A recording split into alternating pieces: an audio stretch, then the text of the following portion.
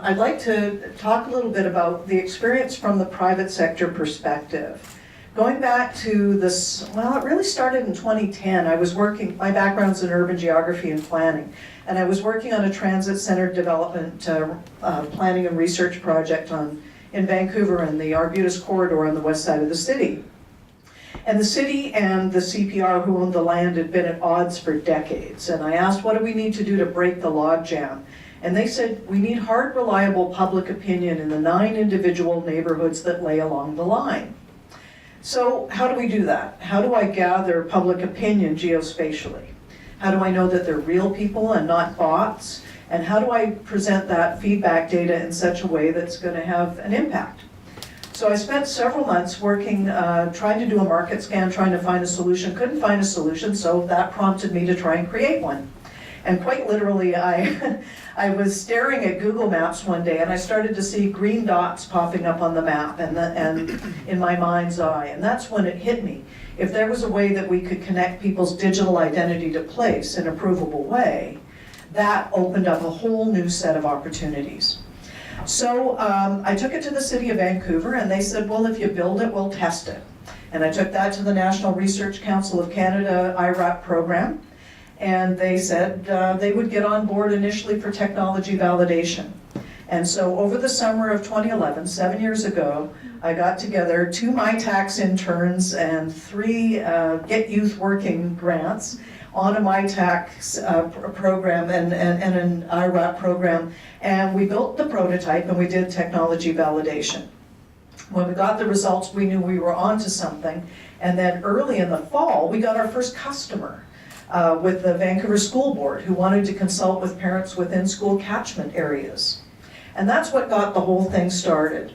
So from a private sector startup perspective, we were able to benefit from all of these various programs that the federal government and provincial government have put in place to encourage economic development, innovative tech startups. That's us. But we're in civic tech. And we're mission or purpose driven, which is different than what you get if you're just out there to be making money.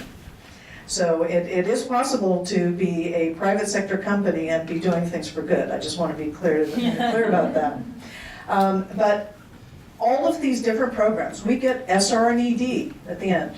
All of these programs have been set up. So we've been very well supported on the build side. The challenge that we have found has been on the buy side. Because procurement systems, whether it's at the local government level, the provincial government, the federal government, have, they're literally out of the last century in many cases.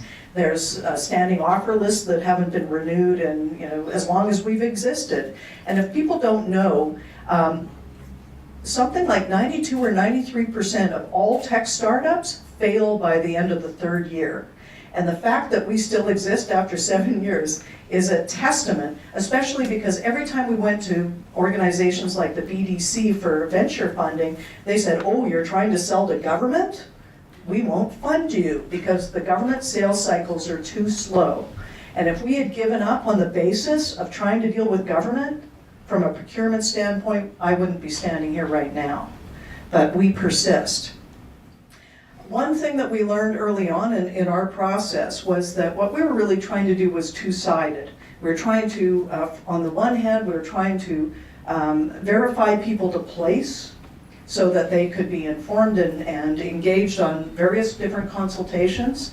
And on the other hand, organizations in the public sector at all levels, again, whether it was local government or school boards or park boards, all the way up to the federal government, different departments, all want to interact with people based on where they live.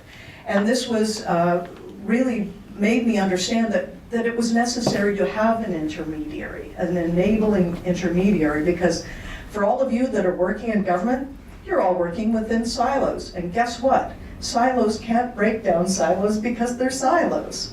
So you need to have an intermediary. And again, this is one of the challenges that we've dealt with, especially when you have government that is so silo-based. How do you break it down when your focus is really citizen-centered? Now this didn't work out real well in this version of the slide, but I used the example of my own neighborhood.